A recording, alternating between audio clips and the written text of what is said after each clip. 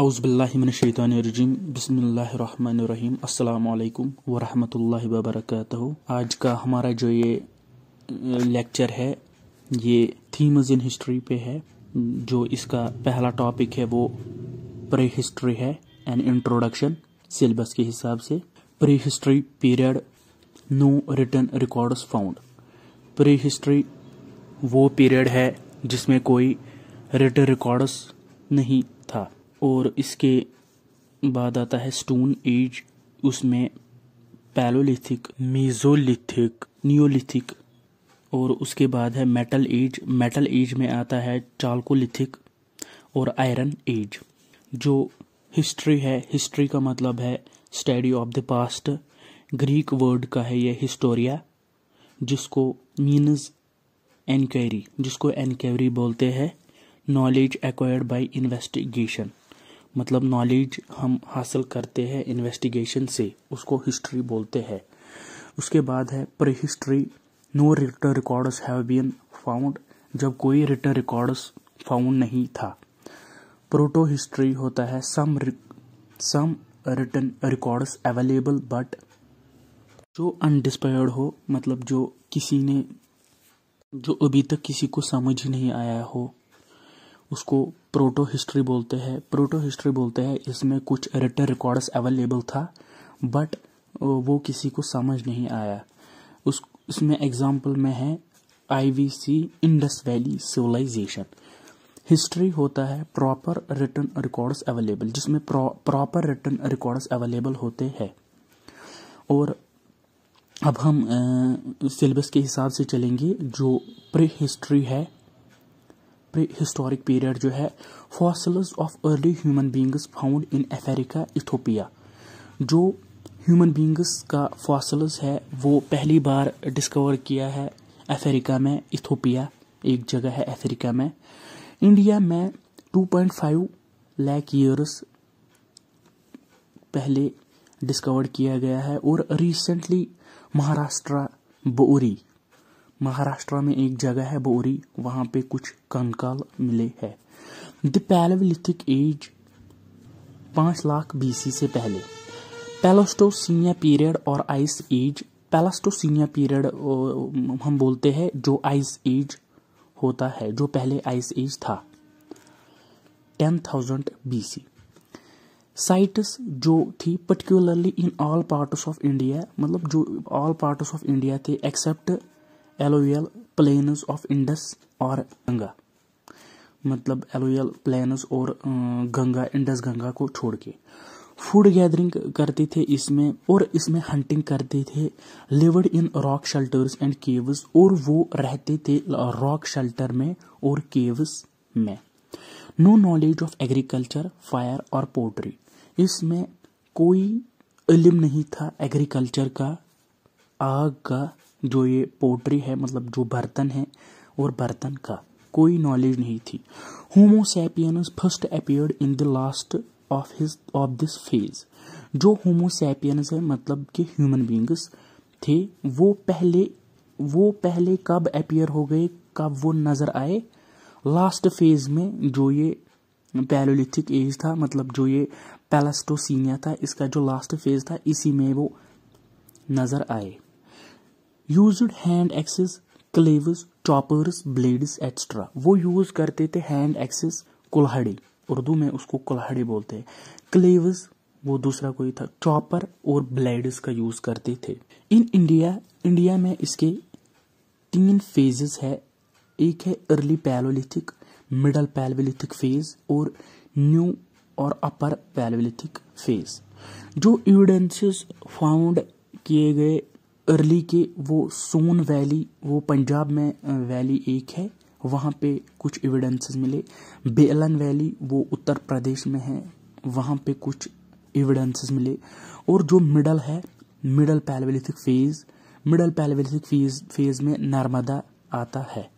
और उसके बाद अपर पैलेलिथिक फेज, उसका जो एविडेंस मिला है वो बेम्बेटका में मिला है, जो भोपाल में है, मध्य प्रदेश में। इसके बाद है सेकंड फेज, द मेसोलिथिक इरा, वो 10,000 से 7,000 तक, 10,000 BC टू 7,000 BC तक।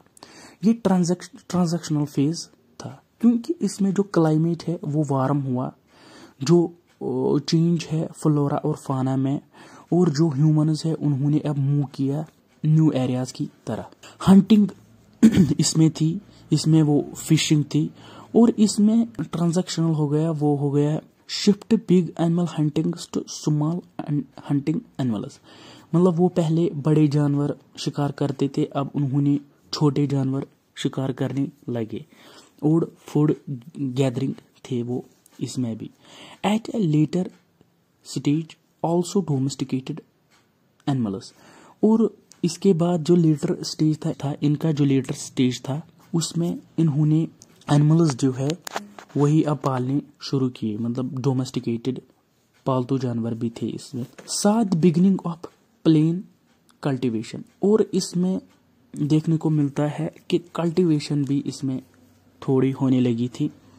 जो टूल्स है वो माइक्रोलिथिस थे, वो पॉइंटेड टूल्स थे, मतलब तेजदार। माइक्रोलिथिक मतलब वो not more than 5 centimetre in size, वो 5 सेंटीमीटर से ज्यादा बड़े नहीं थे, मतलब वो छोटे छोटे हथियार थे तेज। और इसमें जो एविडेंसेस पाए जाते हैं वो आदमगढ़ यूपी में पाए जाते हैं और बगौर राजस्थान में पाए जाते हैं।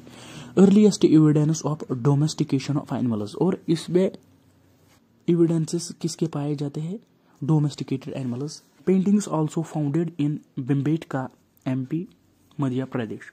जो पेंटिंग्स है वो आल्सो पाई गई बेम्बेटका में, और एविडेंसेस है जो बेलन वैली और नर्मदा वैली में पाए गए।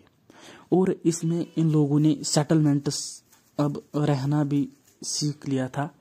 और मेसोलिथिक जो साइट्स थे उसमें लालगंज आता है जो गुजरात में है, और आदमगढ़ जो मध्य प्रदेश में है। और एनिमल बोन्स भी इसमें पाए गए, डॉग और डियर की। और बुरियल ऑफ द डेड्स फाउंड, और बुरियल ऑफ द डेड्स भी वहाँ पे पाए गए, मतलब जिसको हम कब्र बोलते हैं, ग्रेवयार्ड्स, मतलब वो दफन करते थे, जब कोई मरता था वो दफन भी करते थे, वो भी वहाँ पे पाया गया। और इसके बाद है जो तीसरा फेज है न्यूलिथिक इरा, वो 7000 टू 2500 BC तक रहा।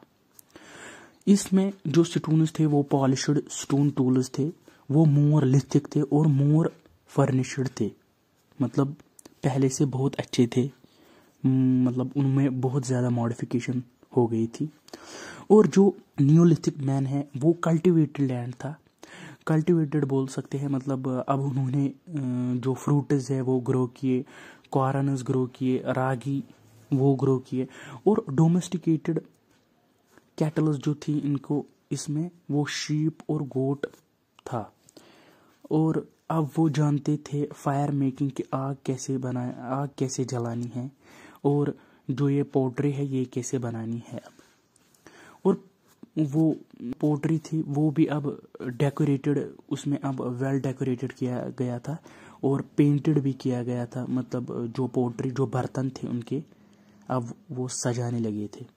और जो साइट्स है इसमें वो बुरज़ाहमा त्राल एरिया में पाया जाता है J&K में, और इसमें वहाँ पे पाया है dogs were breed with their masters, और जो कुत्ते थे और मास्टर्स थे वो दफन किए गए थे एक साथ, वही पाए गए हैं बुरज़ाहमा त्राल में। और इलाहाबाद जो था, इलाहाबाद कल्टीवेशन ऑफ राइस के लिए माना जाता था। और कुल्दी हवा जो तीसरा है वो यूपी में पाया गया है। और मेहरगढ़ जो है ये ओल्डेस्ट न्यूलिथिक साइट है इंडिया में। गोपकराल जो है वो भी जम्मू एंड कश्मीर में पाया जाता है। इसमें ग्रेवयार्ड, मतलब ग्रेवयार्ड इन द हाउस, मतलब जो एक कब्रें है घर के अंदर ही थे, अब गोपकराल में पाए गए हैं ये। They lived A more settled life, lived in circular and rectangular house made up of mud and red. अब वो मोर सेटल हो गए थे और वो अब रहते थे सर्कुलर, गोल और रेक्टेंगुलर हाउसेज में जो मड के बने हुए थे। अल्लाह हाफ़िज़।